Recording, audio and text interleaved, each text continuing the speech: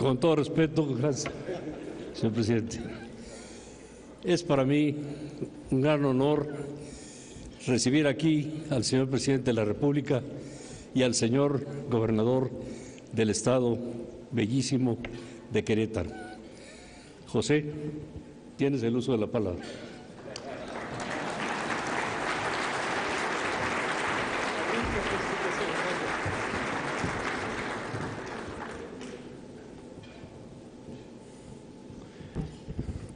Muchas gracias, muy buenas tardes tengan todos ustedes.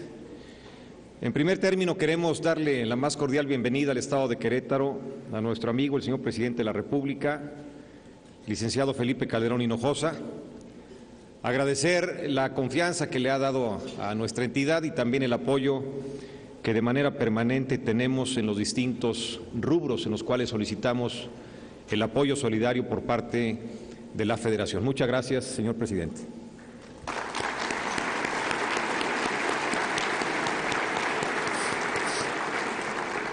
También quiero agradecer de la manera más amplia a nuestro amigo el licenciado Miguel Alemán Velasco por todo su apoyo. Lo he manifestado en diversas ocasiones que he tenido la ocasión de hacer uso de la palabra, porque después de que tuvieron una octava edición de la Cumbre de Negocios muy exitosa en Toluca, Estado de México, el año pasado, pues nosotros hicimos opción también de participar en este concierto de ideas con la novena edición y finalmente nos otorgó su confianza. Y durante estos días, amigas y amigos, hemos tenido la oportunidad de escuchar a distinguidos ponentes en materias económica, política y social. Hemos tenido la ocasión de escuchar también algunos funcionarios y exfuncionarios que nos han orientado con sus pláticas con respecto a el rumbo que ellos consideran debe tomar o es importante observar con respecto a la relación entre México y los Estados Unidos. Hemos tenido la ocasión de escuchar a expertos que nos han hablado sobre la economía nacional, los retos o los riesgos que impone a México la economía global o la economía mundial. Es decir, las diversas tesis y también las diversas ideas que hemos escuchado en estos foros nos permiten, sin duda alguna, afinar ideas para tener políticas públicas más eficientes para que nuestro país pueda crecer mejor, con más prosperidad. Evidentemente es el deseo de todos nosotros, pero también hay un ingrediente adicional. ¿Qué hacemos municipios y qué hacemos estados para contribuir con este dinamismo y este crecimiento económico de nuestro país y de nuestra región? Para los queretanos ha sido particularmente importante el haber tenido este encuentro en nuestra entidad, porque también nos ha permitido mostrar a los empresarios, más de 700 empresarios registrados, más de 97 ponentes que nos hicieron favor de participar, nos permiten mostrarles lo que hemos venido haciendo durante los últimos 2 años, el dinamismo y el crecimiento económico que hemos alcanzado, que es fruto del trabajo de todos los queretanos, no solamente de una instancia. Y también hemos podido discutir y también intercambiar ideas con respecto a cuáles son los sectores que han tenido mayor crecimiento económico en Querétaro para invitarlos a invertir. El sector automotriz es el gran empleador de nuestra entidad, el sector aeronáutico, que es un sector relativamente nuevo, pero sumamente vigoroso en Querétaro, y agradecemos mucho a las empresas que han confiado en nuestro crecimiento, el sector alimentos y bebidas, que es un sector muy importante, un nuevo sector que queremos aperturar en Querétaro, que es el sector farmacéutico, y uno que estamos consolidando poco a poco con la ayuda de la Federación, que es el sector de la paquetería. Ya en Querétaro operan DHL, la semana pasada llegó FedEx, tenemos a Multipack, tenemos a Regional Cargo, y con eso Querétaro se va consolidando como un estado altamente competitivo en materia de atracción de capitales, altamente atractivo en materia de inversión extranjera, y precisamente por ello queremos agradecer a los organizadores de este evento que hayan confiado en nuestra entidad. Agradecer también de la manera más amplia y atenta al señor presidente Felipe Calderón, al señor secretario Bruno Ferrari, porque ha sido muy solidario con nosotros, Hace un par de meses le planteamos el crear en Querétaro una banca social que va muy afín con lo que aquí se ha venido platicando y discutiendo. En los últimos meses, en el año y medio que tenemos de que inició la banca social, hemos otorgado más de 200 millones a pymes y crédito a la palabra. La máxima tasa de interés que estamos nosotros, cargando por estos créditos es del 6%, es decir, es una auténtica banca social, creemos en la banca social y eso ha ayudado a detonar el empleo, el crecimiento económico y la calidad de vida de muchas familias en Querétaro. Precisamente por ello a mí no me resta más que agradecer la atención de la presencia de todos ustedes, amigas y amigos que hicieron posible esta novena cumbre de negocios, y al señor presidente Felipe Calderón Hinojosa, como siempre, reiterarle que Querétaro es un estado amigo y un aliado de la Federación. Muchas gracias.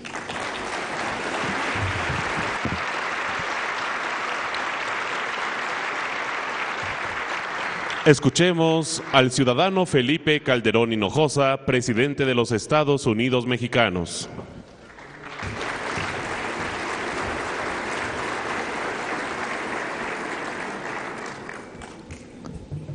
¿Qué tal? Muy buenas tardes, amigas y amigos.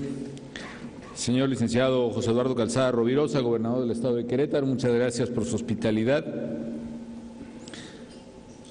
Mi estimado Miguel Alemán Velasco, presidente de México Cumbre de Negocios. Señor Joan Mesquida Ferrando, secretario general de Turismo y Comercio Interior de España. Señor Claude Desmatllá, presidente de Desmatllá, bienvenido, bueno, qué gusto verlo nuevamente, felicidades por esta organización. Distinguidos integrantes de la mesa de honor, licenciado Óscar Peralta, presidente de Canacintra del estado de Querétaro, embajador Negroponte, estimado médico veterinario zootecnista Francisco Domínguez, alcalde de Querétaro, muy estimados asociados e integrantes del comité organizador de México Cumbre de Negocios, muy distinguidos invitados especiales, señoras y señores participantes, señoras y señores.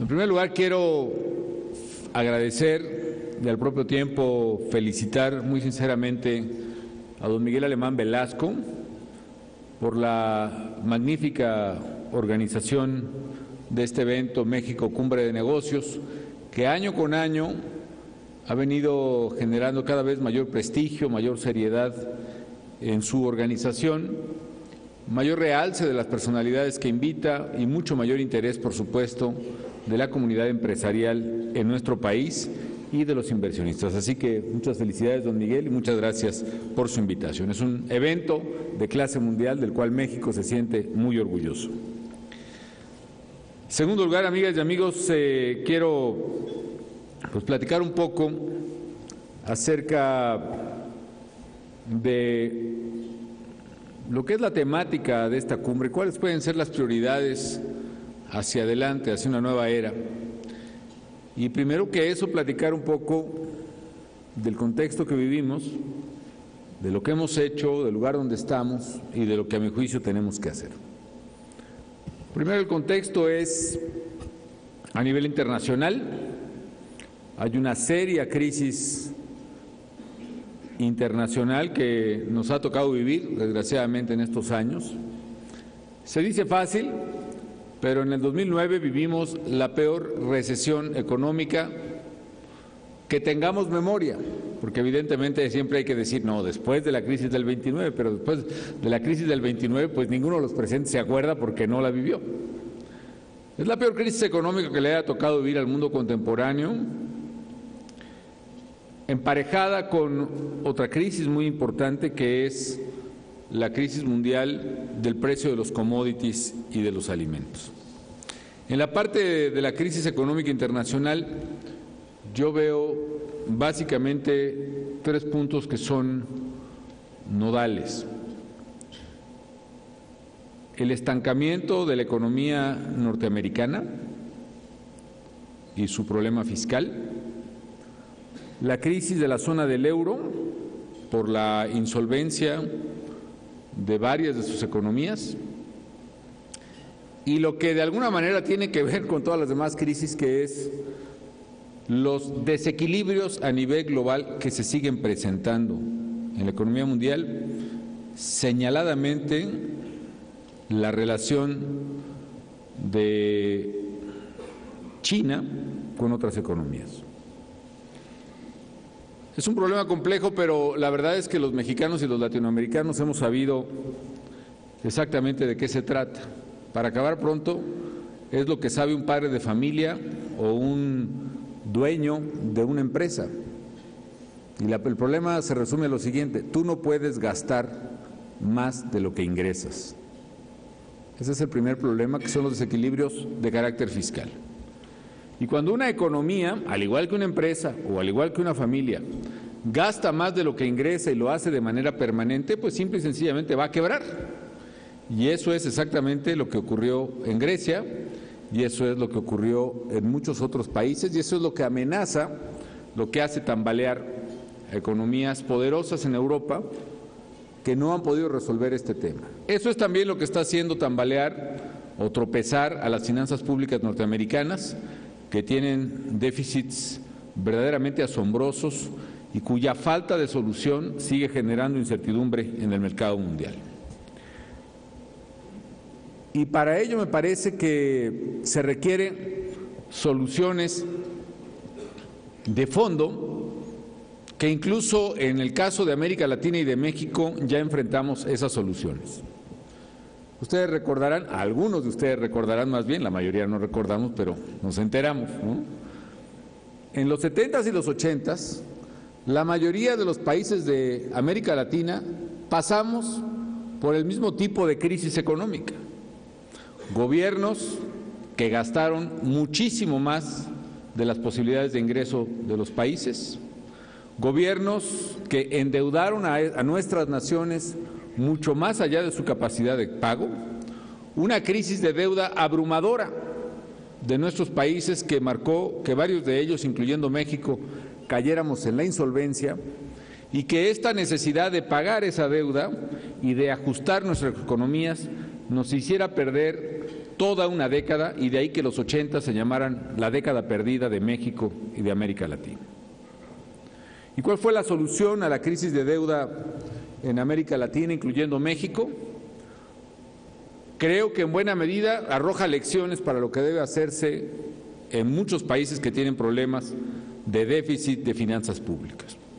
Cerrar esos déficits, que yo sé que implica un costo importante para la población. Cerrar esos déficits que implicó en los 80s que en México el precio de los bienes y servicios públicos, por ejemplo, casi quintuplicara su costo para la población.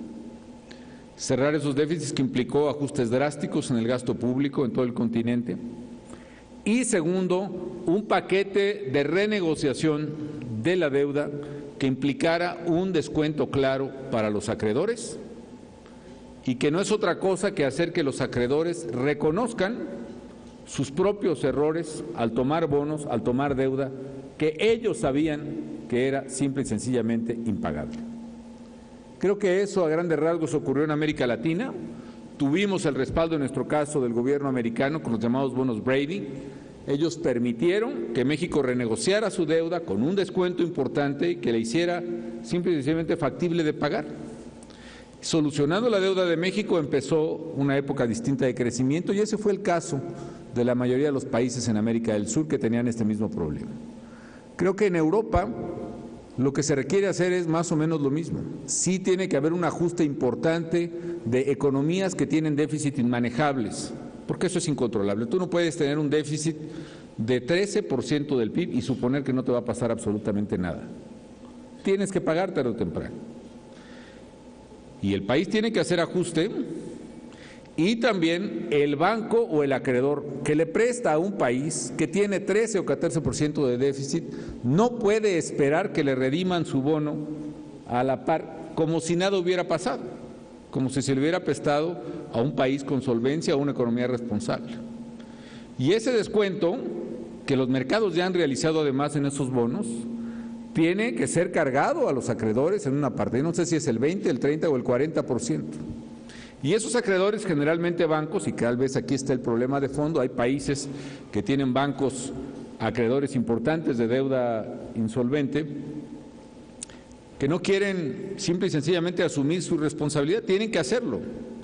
Y quizá tengan que hacerlo con un sistema en el cual, si se quiere evitar la quiebra de esos bancos, tenga que entrar un programa de fortalecimiento de esos bancos, pero que no implique la traslación de recursos públicos a recursos de los propietarios de esos bancos, sino que implique capital accionario de los propios gobiernos, para que una vez que pase la época de vacas flacas, que es esta, y venga la recuperación económica, que como todo ciclo económico vendrá, los propios países o los propios gobiernos puedan recuperar contra esas acciones el valor de su inversión. Bueno, esa es mi opinión respecto al escenario internacional.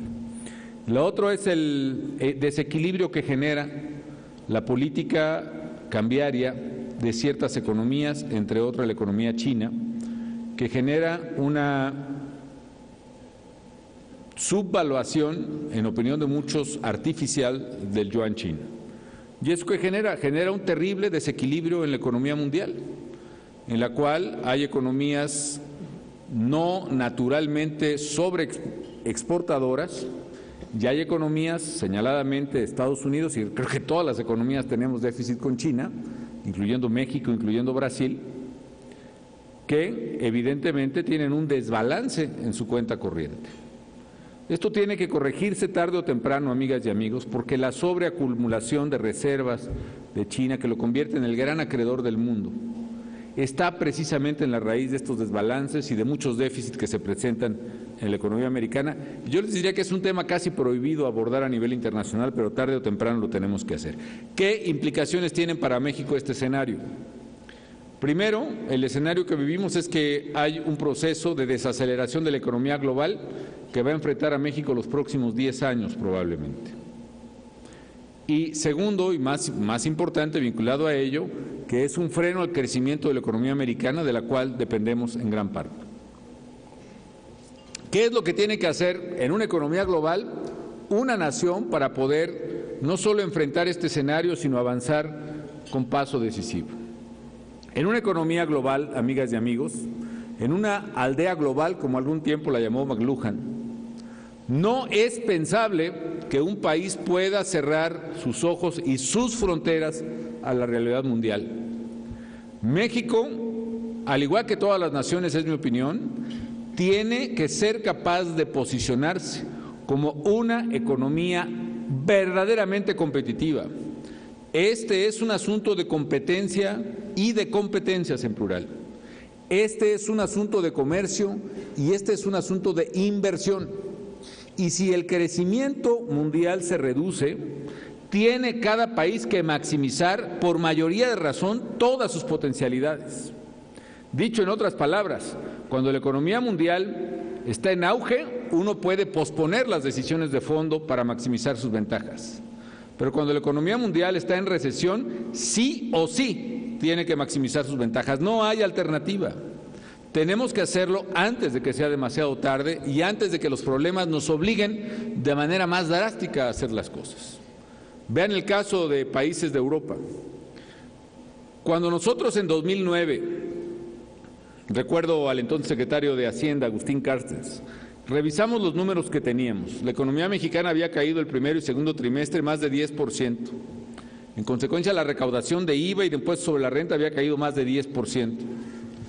No solo eso, la producción petrolera de México, por agotamiento del yacimiento de Cantarell, que durante casi 21 años produjo más del 60% del petróleo de México, ese agotamiento nos provocó una caída de producción petrolera de 200,000 barriles diarios, entre 2008 y 2009. Hagan su cálculo, 200,000 barriles diarios a $100 el barril. El golpe era tan brutal para las finanzas mexicanas que tuvimos que hacer un ajuste. Lo hicimos en condiciones difíciles, impopulares, ¿no? Todavía hay periódicos y partidos que se solazan, digamos, hablando de temas como el gasolinazo, por ejemplo, así le llamaron aquel asunto. La gasolina en México, amigas y amigos, todavía es una gasolina subsidiada enormemente, tiene un subsidio de casi 3 pesos por litro. En Europa, por ejemplo, en el norte de África, y eso también explica algunas cosas que pasaron ahí, la gasolina vale 30 pesos el litro. Hicimos un aumento en la recaudación de finanzas públicas e hicimos también un ajuste en el gasto público, entre otras cosas, por ejemplo, la liquidación de Luz y Fuerza del Centro. Hicimos una corrección a tiempo. Muchos países que no hicieron su corrección fiscal a tiempo, señaladamente el caso de Grecia, simple y sencillamente ya no pudieron enfrentar la siguiente coyuntura. Es como ir en la carretera y uno ve el letrero que dice curva peligrosa adelante, pues uno le baja, ¿no? Y ya cuando pasamos nosotros, pues ves 3, 4 coches volteados en la curva. Y eso es lo que yo veo, digamos, en algunos países que no hicieron sus ajustes a tiempo. Y ahora yo pienso que ante este escenario de estancamiento mundial hacia el futuro, necesitamos hacer cambios más de fondo. Y si los hacemos, vamos a evitar que nos pueda sorprender un escenario internacional adverso. Sin embargo, amigas y amigos, México en este escenario no ha salido tan mal librado. Y no ha salido, entre otras cosas, porque hemos sabido hacer las mexicanas y mexicanos cosas que eran indispensables hacer. Y voy a relatar algunas de ellas. Si el nombre del juego es competitividad, si el nombre del juego es competencia, necesitábamos ser competitivos y para ello se requerían hacer varias cosas. Uno, mantener la cabeza fría y las finanzas públicas en orden. ¿Y eso qué significa? Ya he hablado un poco de eso. Evitar que el problema que están enfrentando varias economías del mundo, que es su desajuste fiscal, sus grandes déficits, no pusiera en peligro la viabilidad de México. Y eso hicimos. Hemos no solo mantenido en orden, sino incluso reduciéndose el déficit fiscal de México. De acuerdo con la ley, por ejemplo, el déficit fiscal que yo propuse al Congreso de la Unión es de 0.2% del PIB, 0.2%. El Congreso, a la hora de aprobar la ley de ingresos, que ahora está en revisión en el Senado, lo movió casi a 0.4%, pero el hecho es que es un déficit manejable.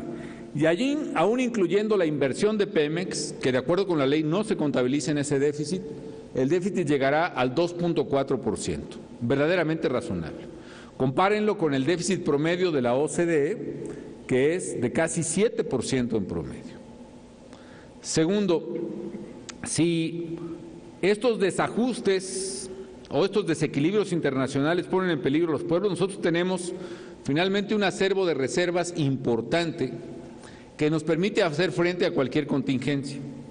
Hoy tenemos casi 139,000 millones de dólares de reservas en el Banco de México, más una línea de crédito de 72,000 millones de dólares en el Fondo Monetario Internacional, lo que nos permite hacer frente a cualquier contingencia cambiaria con más de 200,000 millones de dólares disponibles, además de tener un tipo de cambio flexible.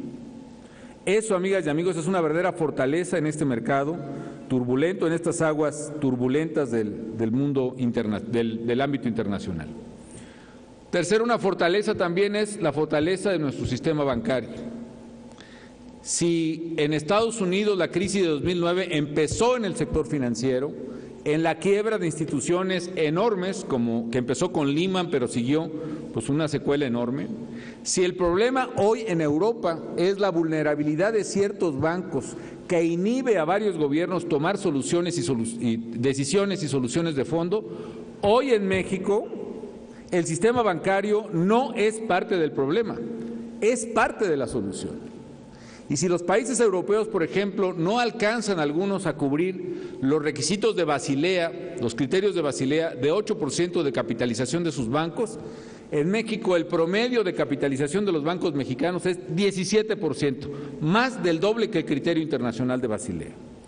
Eso hizo, por ejemplo, que aún en medio de la crisis de 2009 los bancos mexicanos siguieran prestando y funcionando bien. ¿Qué otra cosa hicimos que, anticipo mi conclusión en esta parte, incrementó la competitividad de México? Desregulamos la economía. En 2010, amigas y amigos, le dije a los miembros de mi gabinete, necesito que me enlisten las leyes o los decretos que ustedes necesitan para su trabajo diario, no más.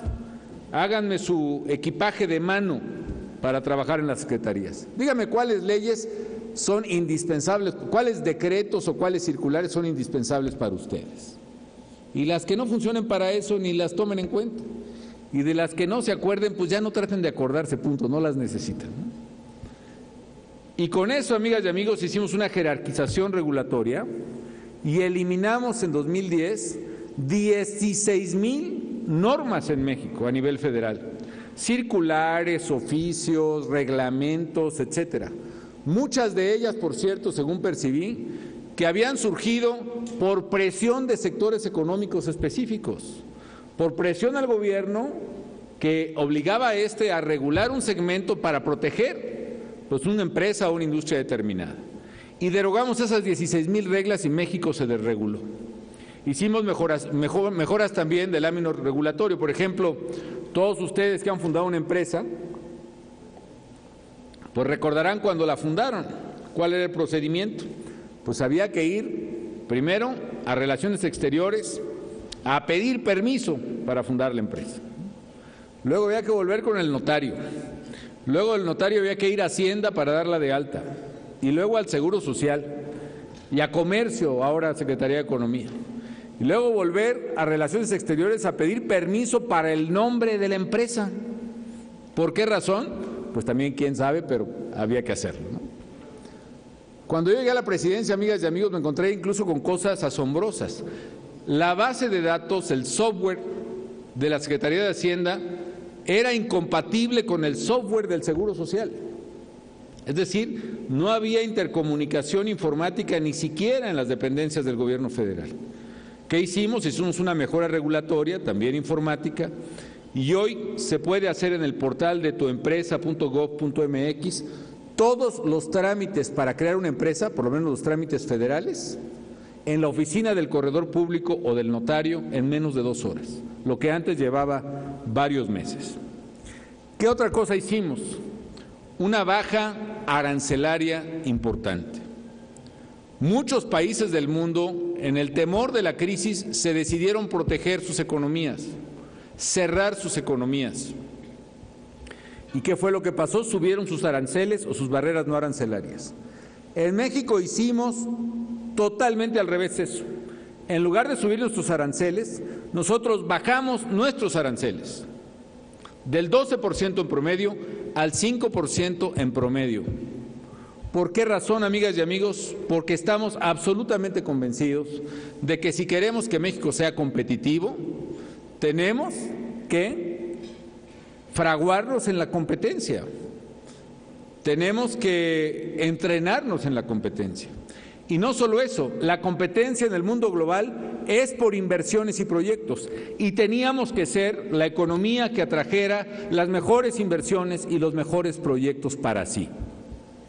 Si, por ejemplo, queríamos asegurar la producción electrónica en México, necesitábamos que el que produjera cualquier aparato electrónico en México tuviera acceso a los insumos de cualquier parte del mundo que necesitara y los tuviera al costo más bajo y con la mejor calidad. Desde una televisión, pantalla plana o de 3D, o de HD, perdón, o de tercera dimensión, hasta un teléfono celular. Hoy es México quizá el primer productor de teléfonos celulares en el mundo. El 65% de los BlackBerrys de toda la Tierra se produce en nuestro país. Y si queríamos competitividad necesitábamos más competencia, no menos. Y eso hicimos. Bajamos con una gran resistencia de algunos sectores los aranceles. ¿Y qué ha ocurrido, amigas y amigos? Hoy México es más competitivo. Hicimos también algunas reformas importantes, menciono 3 o 4 de ellas. La reforma al régimen de pensiones de los servidores públicos, al pasar del sistema tradicional solidario que se llama el Pay as you go al sistema de cuentas individuales, México se ahorró 30% del Producto Interno Bruto en ingresos públicos. Es decir, una reforma quizá 5 veces más importante que la más maravillosa reforma fiscal que a ustedes les platiquen, con lo cual le dio solidez a las finanzas públicas. ¿Qué más hicimos? Inversión en infraestructura. ¿Eso qué significa? Que si México invirtió 2% del PIB en la década de los 90 en infraestructura, 3% en la administración pasada. Hoy México está invirtiendo en infraestructura más del 5% del Producto Interno Bruto. Estamos hablando, amigas y amigos, de que cada año invertimos los mexicanos más de 50,000 millones de dólares en proyectos de infraestructura, desde plataformas petroleras en aguas profundas hasta carreteras. La mayor inversión en toda la historia del país, con lo cual se eleva también la competitividad de la economía. Un ejemplo que me gusta poner es el Arco Norte, por ejemplo, que permite ir desde aquí, Querétaro, hasta Puebla, sin pasar por la Ciudad de México y reduciendo considerablemente el tiempo. Y algo muy importante, amigas y amigos, que es la inversión en la gente, en calidad humana, en el factor humano.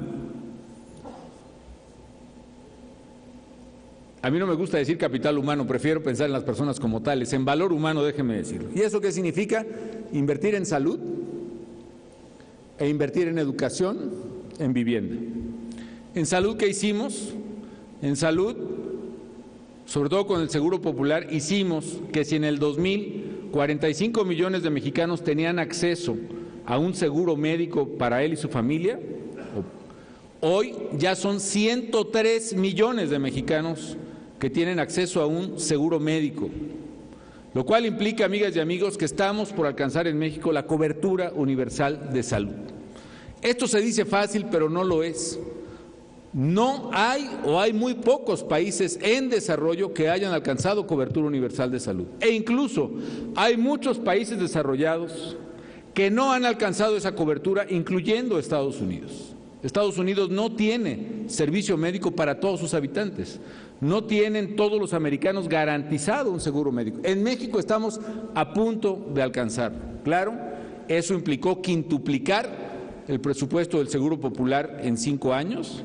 Eso implicó construir, además de esta quintuplicación del Seguro Popular, más de 1,000 hospitales y clínicas nuevas en 5 años, ampliar otras 2,000 en el país y hacer la mayor obra de infraestructura que se haya registrado en México.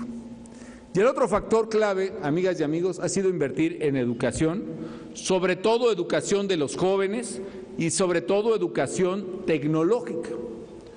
En estos 5 años se han creado casi 100 nuevas universidades desde cero, desde Greenfield, como dicen los americanos.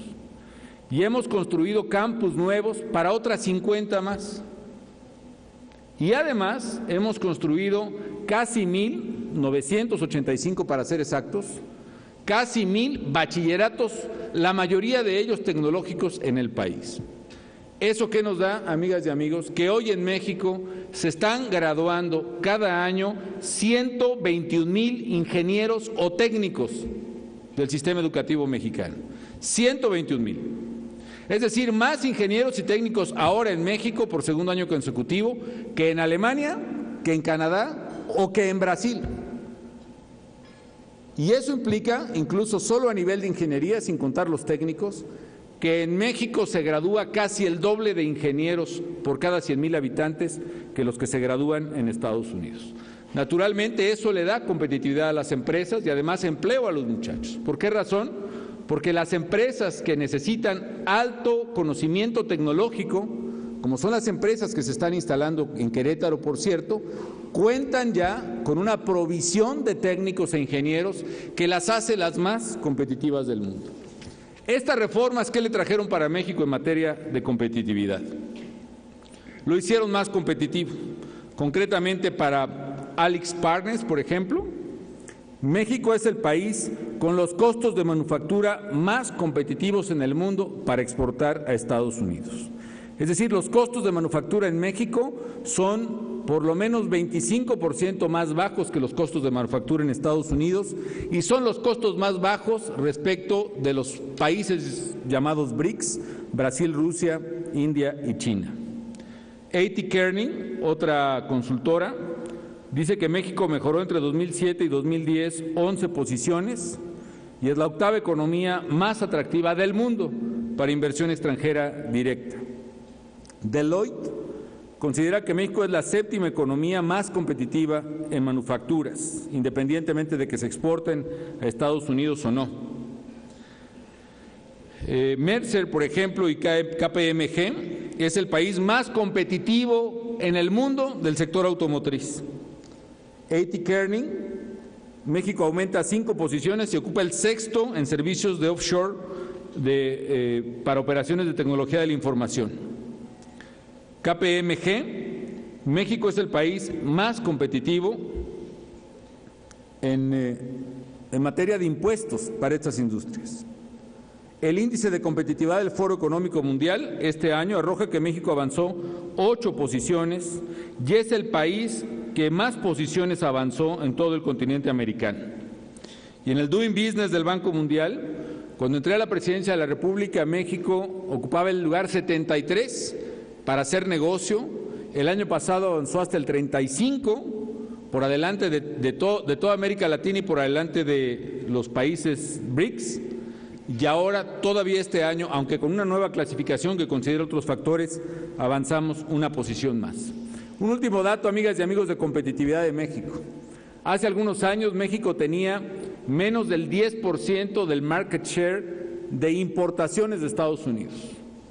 Las exportaciones mexicanas crecieron de manera tal que este año llegamos a casi el 13% de la proporción de mercado de las importaciones americanas. Y bueno, la última parte de lo que yo quería comentarles es qué tenemos que hacer para que México sea más competitivo. Porque tenemos que serlo. No tenemos el nivel de crecimiento que necesitamos y que deseamos. Y en una economía global, la única alternativa es que los países seamos más y más competitivos. ¿Qué tenemos que hacer? Desde luego hay que preservar la estabilidad económica. No es condición suficiente, pero sí es condición necesaria para poder prosperar. Segundo, tenemos que acelerar aún más el tema de formación de técnicos e ingenieros en el país, con un alto énfasis en calidad educativa, particularmente en inglés y matemáticas. Cuarto, tenemos que seguir el apoyo a la infraestructura nacional. Quinto, tenemos que construir o reconstruir institucionalmente al país. Y eso implica tener instituciones sólidas, confiables y eficientes, particularmente en materia de seguridad y de justicia en México. Quiero ser muy claro en esto. El objetivo del gobierno federal no es en sí mismo ni acabar con las drogas, ni acabar con el narcotráfico, porque ese es un problema que tiene una raíz social, económica muy profunda a nivel global. Pero sí es, claramente, construir el Estado de Derecho que México siempre debió ser. ¿Y qué es el Estado de Derecho?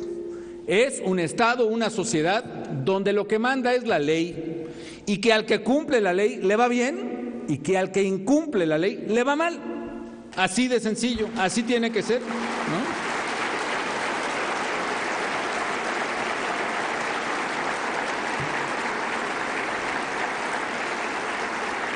Muchos países, la gran diferencia en grandes y pequeñas economías radica en el grado de cumplimiento de la ley de sus habitantes. Robert Barro, por ejemplo, un economista de la Universidad de Harvard, hizo un estudio muy importante en el que demuestra que si hicieran dos categorías de países, países donde se cumple la ley y países donde no se cumple la ley, la diferencia en la tasa de crecimiento económico demostrable históricamente es en promedio 2% del PIB. Es decir, crecerían las economías que tienen problemas de cumplimiento de la ley, del law enforcement, 2% del PIB más que lo que crecen ahora, y ahí yo creo que incluiría a México. Y por eso es vital, amigas y amigos, darnos las instituciones que merecemos. Por eso es vital tener instituciones confiables y eficaces en materia de seguridad pública, y de ahí que lo vital, el objetivo estratégico es tener policías confiables a nivel federal, a nivel estatal, a nivel municipal, tener ministerios públicos confiables, también en los 3 niveles, y tener jueces confiables.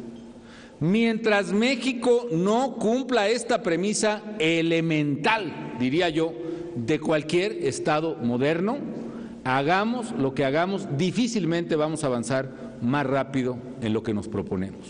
De ahí el énfasis del gobierno en el Estado de Derecho, porque además, amigas y amigos, hay otra cosa que todos los gobernantes nos hemos comprometido a hacer desde el primer minuto de que somos gobernantes. Es más, la protesta constitucional del presidente de la República y del señor gobernador y del alcalde y de los diputados y de los jueces es esa. No protestamos constitucionalmente ni hacer escuelas, ni carreteras, ni traer inversiones. Claro que lo hacemos para generar bien común. ¿Qué hacemos? ¿Cuál es nuestra obligación que nos pide el país? Guardar y hacer guardar la ley y la Constitución. Punto. Eso es lo que debe hacer un gobernante. Y mientras evadamos esa responsabilidad, México seguirá sufriendo las consecuencias del subdesarrollo. De eso es precisamente la clave que les comunico. Y finalmente, México tiene que seguir haciendo reformas. ¿Por qué razón? Hace algunos años, hacer reformas en el país era conveniente, era bueno para crecer más. Hoy, amigas y amigos, ante un escenario difícil, hoy es absolutamente indispensable. ¿Por qué razón? Porque necesitamos cambiarle la máquina a nuestro coche. Hemos hecho, la verdad, buenas reformas, y aquí hay que reconocer al Congreso. Pero también hay reformas que no se han hecho y tienen que hacerse ya no por conveniencia, por necesidad. Porque si México quiere salir bien de la turbulencia evidente que se ve en el mundo, necesita ser hoy más competitivo todavía y ser capaz de atraer más inversiones que las que ha podido atraer. Hoy, los cambios que hemos hecho han permitido que inversiones muy importantes, como quienes están presentes aquí, varias de ellas, sobre todo en la industria aeroespacial, por ejemplo en Querétaro, que se enmarcan en todo lo que hemos hecho, se enmarcan en infraestructura, incluyendo con todas las polémicas que se quiera, pero la decisión de construir un muy buen aeropuerto aquí, la decisión educativa de crear centros de educación superior orientados a la aeronáutica. Hoy ingenieros mexicanos establecidos aquí en Querétaro están diseñando el motor del Airbus 380, el motor de General Electric, que mueve al avión más grande del mundo. Jóvenes, muchos de ellos queretanos. Y por eso empresas especializadas en aeronáutica, Bombardier, Safran, muchas otras están llegando a Querétaro. México es el país que en los últimos años ha atraído el mayor número de empresas aeronáuticas en el mundo. Y tenemos que seguir por ahí, pero necesitamos ir más. ¿Qué reformas necesitamos? Caray, pues ya sabemos cuáles son, ¿no?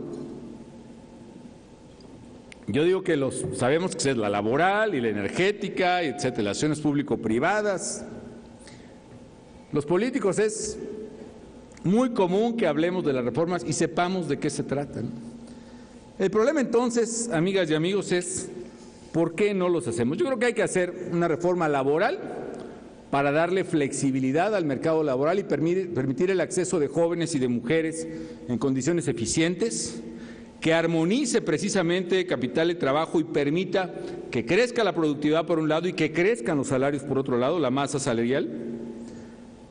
Reformas en el sector de energía. Es muy importante porque México no está optimizando su enorme potencial de energía ni en petróleo, ni en gas, ni electricidad. Reformas que permitan armonizar el esfuerzo del gobierno con el sector privado en materia de asociaciones público-privadas. Pienso que se requiere una reforma en materia de propiedad rural para darle plena certidumbre y propiedad plena a los campesinos en México. La tierra no es prestada, la tierra es de la gente que le está trabajando, así lo quiso Zapata. Y reformas en materia de telecomunicaciones, particularmente orientado a las tres cosas que siempre he dicho que se deben hacer. Competencia, sí, señores, competencia. Eso no implica restarle mérito a nadie que esté en el sector, sino simplemente permitir que el consumidor decida qué es lo bueno y qué más le conviene. Convergencia tecnológica, México no puede seguirse rezagando en la tecnología más importante, y cobertura, no puede haber más mexicanos excluidos de la cobertura, sea telefónica o sea de Internet. Ahora bien, otra reforma institucional, por cierto, que no mencioné, pero no la puedo omitir, transparencia. No solo es Estado de Derecho, sino transparencia. Cada mexicana y cada mexicano tiene el derecho de saber cómo entra cada peso que paga y en qué se gasta, desde el nivel federal hasta el nivel local y municipal. El gran rezago que tenemos en construcción institucional tiene que ver también con transparencia, que es lo que abre el enorme campo de la corrupción que todavía padecemos. ¿Qué decir, pues, de las reformas? Yo pienso, amigas y amigos, que México está en una oportunidad única para acelerar su desarrollo y a la vez para superar la coyuntura que tenemos enfrente. Para ello necesitamos reformas, tanto para acelerar el mercado interno, y en eso necesitamos una enorme confianza en nosotros mismos los mexicanos. Necesitamos estar conscientes y seguros de lo mucho que valemos como país, como nación, como pueblo. Tener verdadera, no digo que no tengamos admiración por lo que otros hacen, hay que tenerla, pero también tengamos la capacidad de reconocer el enorme potencial y la enorme fuerza que tiene nuestro país, que paradójicamente muchas veces la reconocen más afuera que lo que nosotros somos capaces de admitir acerca de México. Y segundo, necesitamos profundizar en las reformas estructurales del país. Lo que hemos hecho, amigas y amigos, está bien, pero no es suficiente. Ciertamente hoy, y dada la condición internacional, se necesita hacer mucho más. Y la paradoja es que por momentos parece que hay consenso de cómo modernizar al país, es decir, todo el mundo habla con una gran naturalidad de las reformas que hay que emprender. ¿Dónde está, pues, nuestra falla? Yo pienso sinceramente, amigas y amigos, que un punto medular de falla está en la política y en los políticos. Es decir, sabemos el camino, comentamos cuál es el camino correcto, pero nunca falta quien se niegue en los hechos a recorrer el camino que necesitamos. Se hacen las propuestas siempre más adecuadas, a veces dependiendo del auditorio al que se hable, pero la pregunta es, ¿y por qué no se llevan a la práctica si estamos tan de acuerdo? ¿Por qué? Yo pienso, amigas y amigos, porque no hay correspondencia entre las palabras y los hechos, o más específicamente entre las propuestas y los votos en el Congreso. México avanza, sí. Tenemos una economía en crecimiento, generamos empleo, tenemos baja inflación, tenemos estabilidad, tenemos inversión extranjera, pero no avanza a la velocidad que debiera, desgraciadamente. ¿Por qué razón? Entre otras cosas, porque todavía no se construye una mayoría de representantes y legisladores que sean capaces de impulsar los cambios que todos sabemos México necesita.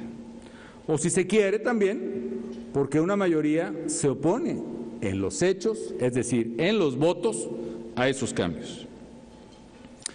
Algunos se oponen abiertamente, se oponen de palabra y se oponen de obra. Otros los apoyan decididamente, los apoyan de palabra y los apoyan de obra.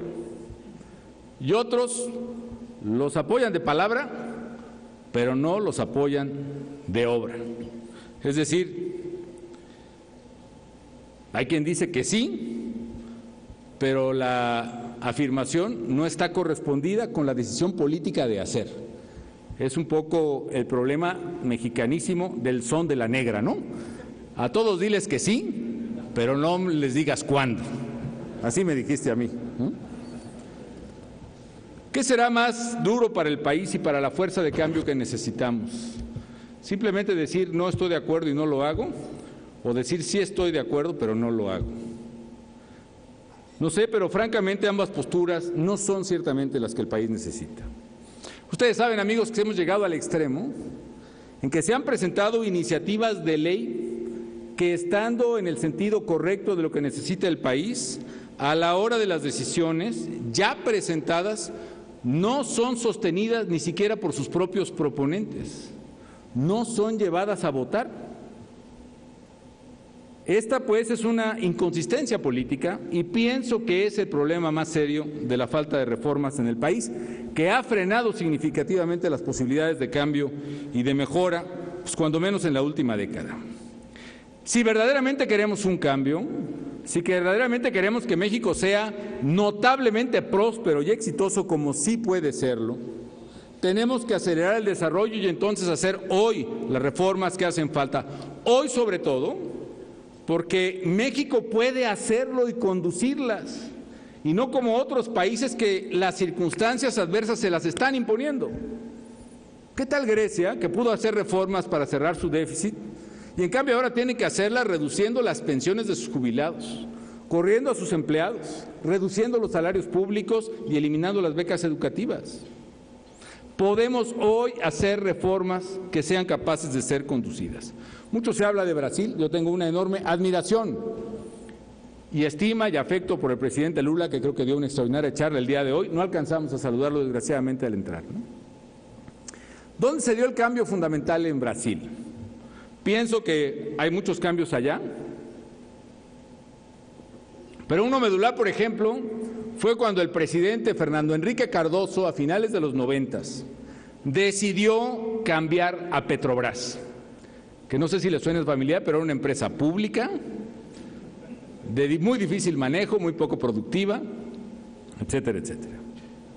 Y Petrobras la cambió, permitió capital accionario, permitió inversiones privadas, permitió también que hiciera joint ventures con empresas especializadas. Y la verdad es que hoy Petrobras ha casi cuadruplicado su producción petrolera mientras México la redujo. Si estamos de acuerdo en esos cambios, por ejemplo, como los que tuvo Brasil y concretamente esta empresa, revisemos por qué entonces la iniciativa que presenté, pues no fue aprobada en parte, y creo que cosas buenas, pero no en cosas medulares. Por ejemplo, ya no digamos que se permitiera que Pemex tuviera asociaciones estratégicas con Petrobras u otras empresas exitosas para producir petróleo y gas.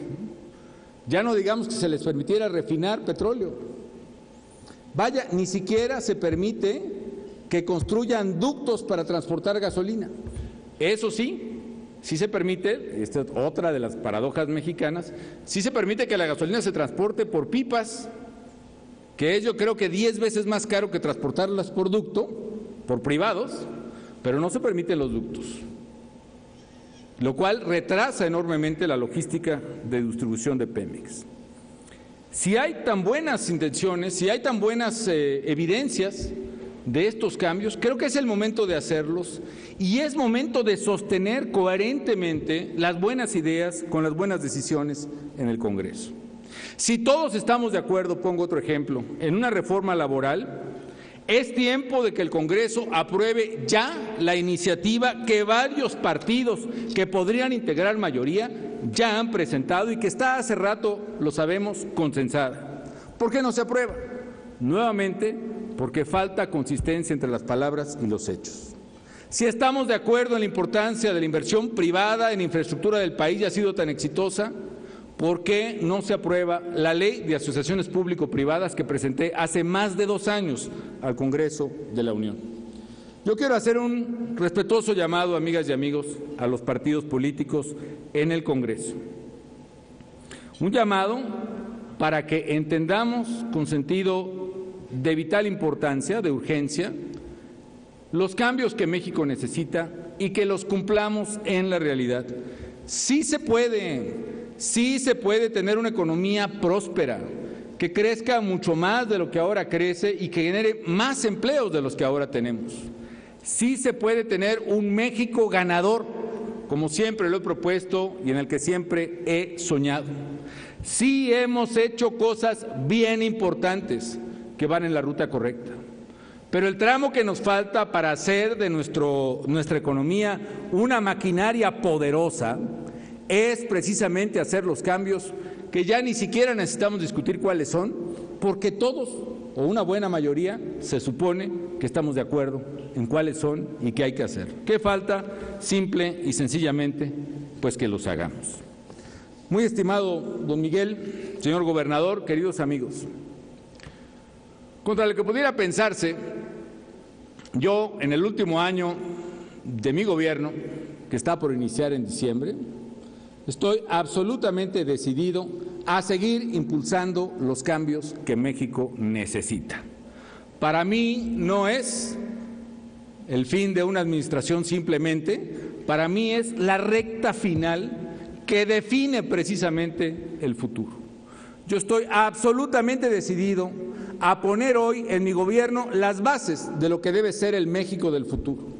Me ha tocado tomar decisiones que impliquen desde luego costos de corto plazo, pero que sé que son definitivas, rotundas para la prosperidad y el éxito de México en el futuro.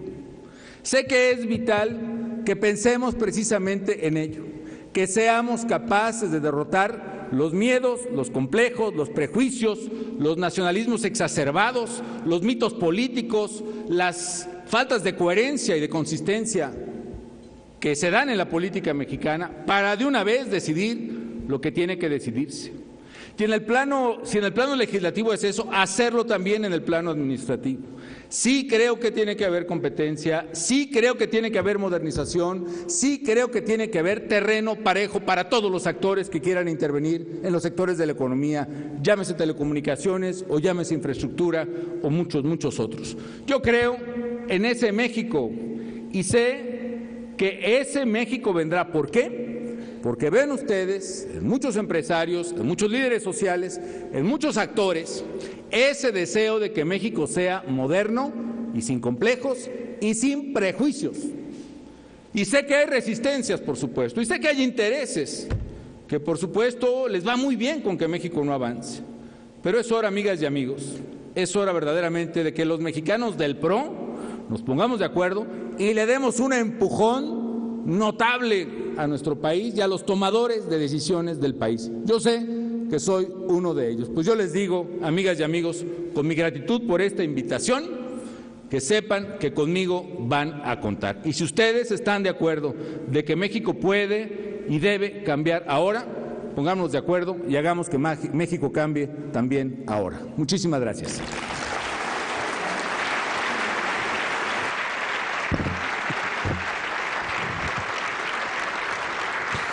Es así como damos por concluido este evento. Se despide de ustedes el ciudadano presidente de los Estados Unidos mexicanos, agradeciendo su amable asistencia. Que tengan una excelente tarde.